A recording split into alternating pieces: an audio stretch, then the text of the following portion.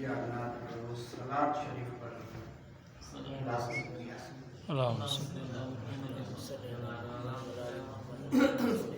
जो काबे पर देश में कबूल न थी आज जिसकी बंदी वाले सही सलात में पढ़ दी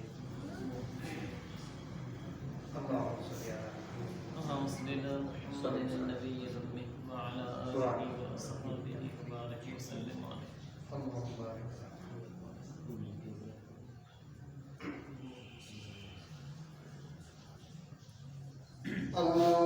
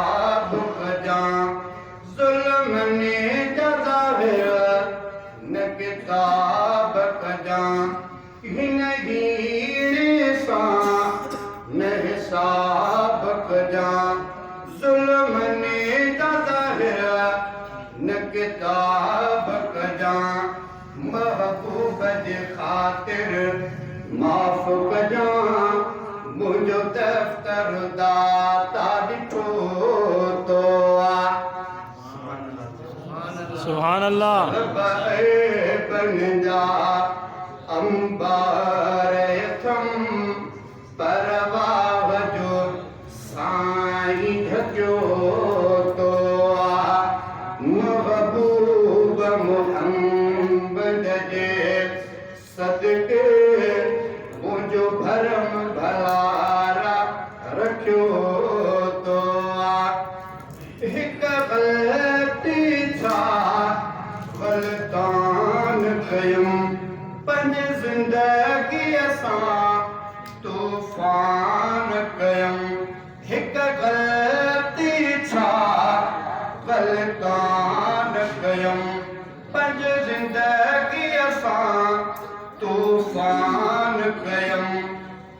पूरा न प्यारा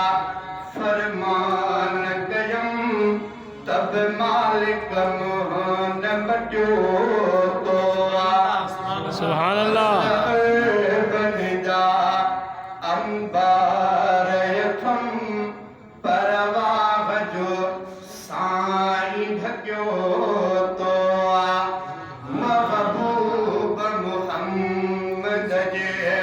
सदके मुझो भरम भलारा रखियो तो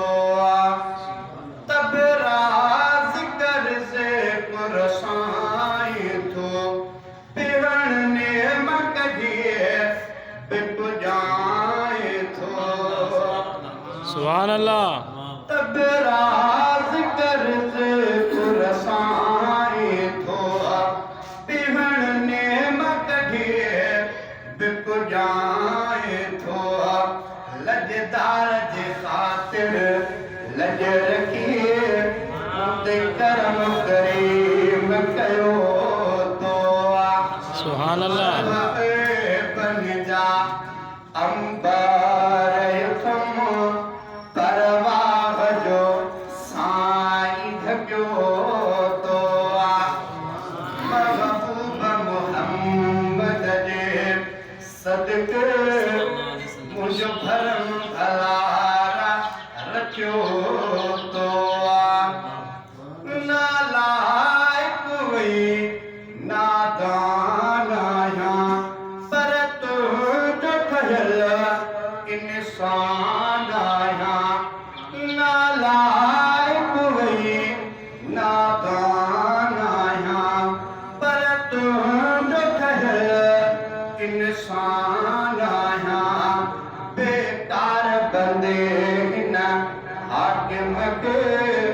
कह मोड़ते कदे न छो तो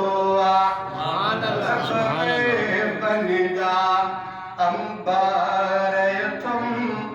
परवाह जो साईं ढकियो तो